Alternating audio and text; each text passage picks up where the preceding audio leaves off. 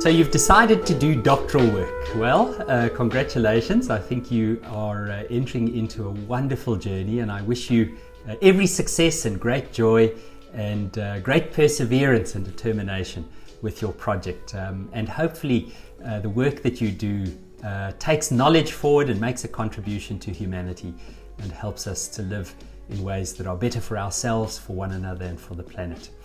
Now, this video is meant primarily for my students, but other students who work in the humanities or social sciences may find it useful.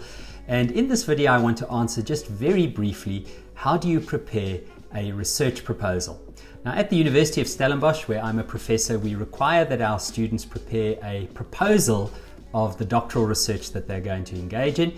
And this is evaluated by a committee of experts, disciplinary experts, who are wanting to see, is the project viable? Could it contribute to academic knowledge, take the academic research field further? And is it credible research? Is it the kind of thing in which people should invest time and money? Is it achievable? This is a very important thing. Students often begin their doctoral studies with very, very broad topics, as if they're wanting to write a book. And I often say to my students, you have to narrow that down tremendously. In your bachelor's degree, you learned quite a little bit about a lot. It was shallow and wide. In your master's studies, you learned quite a bit more about a bit less. And in your PhD, you're going to learn a whole lot about very little. It's going to be very, very narrow. So it's almost the difference between open cast mining, which is shallow and broad, and in a doctorate, you're wanting to work in a very, very narrow field, in a very deep and technical manner. And this is often what we do in the research proposal. Now, the best way to construct a research proposal, in my opinion, is to begin by, first of all, identifying an area in which you feel that a contribution needs to be made. Now, often we would call this a research problem. So what is the problem that you wish to investigate? Where is there a gap in the knowledge? Where is there some issue that hasn't been addressed or that's being addressed inadequately?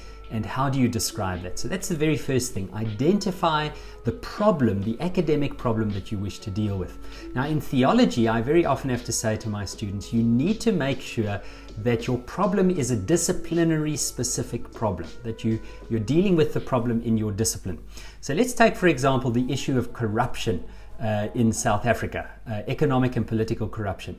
Now, that could be an economic issue, it could be a political issue, it could be a social issue, but for theologians, we have to ask the question, what does this say about our beliefs or our practices, our values? How do we make it a theological problem? And then not only defining it in that way, but how can you deal with this problem in a way which is manageable and will make a credible contribution to the research? So identifying and narrowing your research problem is very important. I'll give you one example. In my second PhD, I was very concerned about reconciliation in South Africa. Now, that can deal with many issues: restitution, land restoration, white South Africans recognizing their privilege, acknowledging their role in apartheid. I mean, all of these things could have been done. But I worked specifically on one issue: how people conceptualize, how they construct notions of forgiveness. What does forgiveness mean to them? What does it entail? What does it involve? So can you see I narrowed it down to a very, very specific issue, and I worked with two groups, black Christians and white Christians in Cape Town, and did some qualitative empirical work to figure out what they understood by forgiveness. So first of all, identify your research problem. Secondly, what is most important is you have to ask yourself the question, what is the most important question that you could ask of this research problem in order to understand it, to unpack it? Very often, doctoral researchers begin by thinking they need to solve a problem. In the social sciences and humanities, that's very seldom the case. Think about a problem like reconciliation in South Africa. It would be almost impossible to solve that in 300 pages, 250 pages of text. That's naive to think that you can do that. So how can you help people to better understand an issue? What small contribution can you make to move a discourse or a particular field of study further? And that's where your research question comes in. What is the one important question that you can ask in order to open up this field, to make a contribution to the field? Now, very often the answer to that question is going to be 300 pages long. That's what it takes to answer a complex problem with credible research. You're going to write 300 or 250 pages to answer that one question. And often the hypothesis that you have, the idea that you have about how your study is going to work, becomes your title. So in South Africa, I knew that simple, weak understandings of forgiveness would make forgiveness impossible. So the title of my doctoral dissertation was The Impossibility of Forgiveness, ? What is it that makes forgiveness impossible? Now, the next thing is, once you've got your primary research question, often you're going to need to answer a number of secondary questions, constituent questions, in order to answer that big question. And I often say to my students, those secondary research questions should become chapters or sections of your thesis or dissertation. You should be able to answer at least one of those questions in a chapter, or perhaps in 2 chapters. Sometimes you're answering 2 questions in a single chapter. But what are the specific issues that you need to answer? In my case, for example, I had to look at social identity construction, issues of race, economic class, belief. I had to look at hermeneutics. What is the hermeneutics of forgiveness? I had to look at some of the barriers to forgiveness. So all of these were sort of secondary research questions that help you to answer your primary research question. Next most important thing is methodology. What method will you use? Now, this in itself is a whole field of study. There are people who do PhDs just on research methodology.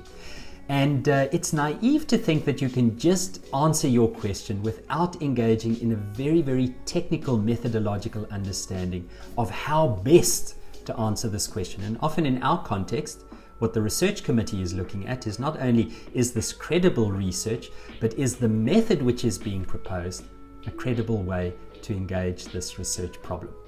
Then, of course, you need to offer a literature survey, so study the field, see what is written there.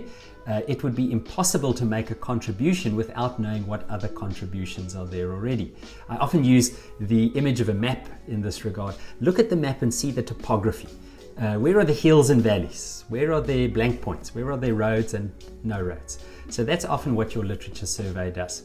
Then the last 2 things that I would say is you should offer at least some insight into the contribution of your research. What is it that will make this research valuable? What is the new thing that you think you will offer because of the research that you're doing? What hasn't been covered? What is novel? What contribution will it make? And then I would also say offer some limitations. You can't do everything in a doctoral project, and so make it clear within which boundaries you will work. So in my case, I wasn't going to deal with every aspect of forgiveness. I was dealing primarily with hermeneutics in relation to race in contemporary South Africa, and so I had to say there are some limitations to the study. Other people will have to do further research, or I will have to continue research to make a further contribution. Then, of course, you should offer some kind of overview and very often a timeline or a funding proposal. If you're doing qualitative work, it often requires that you would give some insight into the ethical considerations. How will you gather your data? How will you keep it safe? How will you protect your participants? And then, of course, a good bibliography. Now, here's a tip. Don't just throw things in your bibliography. Make sure that all of the sources that you put into your bibliography are sources that are valuable and will be used. Very often the members who evaluate your research proposal are experts in your field, and they know what kind of sources should be there and what those sources contribute. And if you just chuck books in there without showing any understanding, they can see that your project is not yet well conceptualized. So I'd love to hear further questions. I'm sure there are many things that I didn't cover here. Don't start with a title, always start with a research problem, then a research question, your sub-questions.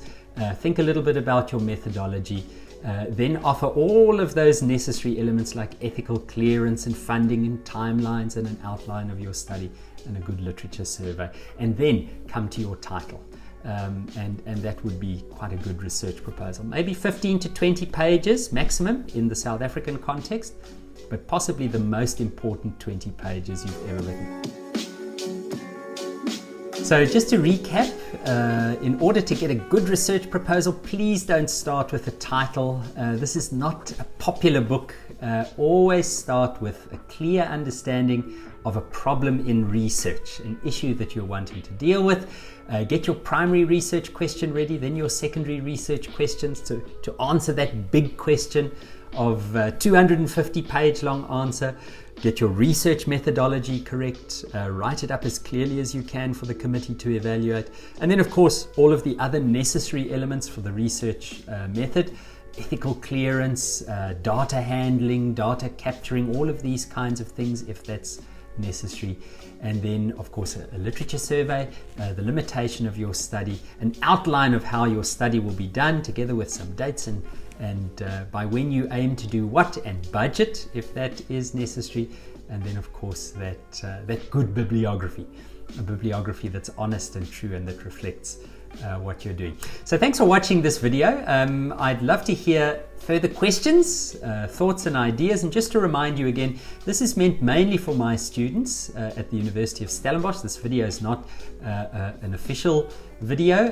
It's mainly to help my students to answer common questions that get asked, but you may find it useful elsewhere. And by all means, contact me if you have specific questions.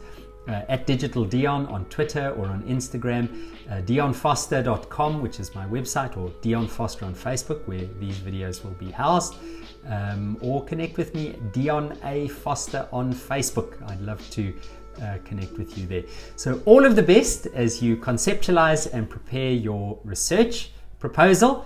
And I wish you all of the best for when it gets evaluated. One last thing to say, perhaps important for our students at Stellenbosch University. Very often the research proposal doesn't pass in the first round, and that's okay. This is a highly, highly technical document that has to pass the scrutiny of a committee of real subject matter experts in the field. And very often they'll come back and say, your methodology is not quite clear, or your research question is a little bit broad, or your study is not yet narrow enough to make a valid contribution. Take those comments. Don't be disappointed or downhearted. Of course, I can't say that, often people are. But use it as constructive input, as feedback. Use it as part of your research development process. To narrow and deepen your ideas, to critically engage them for the research that will follow. I can say this: students who have a good research proposal often have a much smoother research journey. If you can just follow that research outline, that proposal, answer your questions very carefully, stick to your research methodology meticulously and with expertise and care, often your research journey is a lot easier. So thanks for watching the video, and please check out the other videos in this series. Feel free to share them, and as I mentioned, I'd love to stay in touch.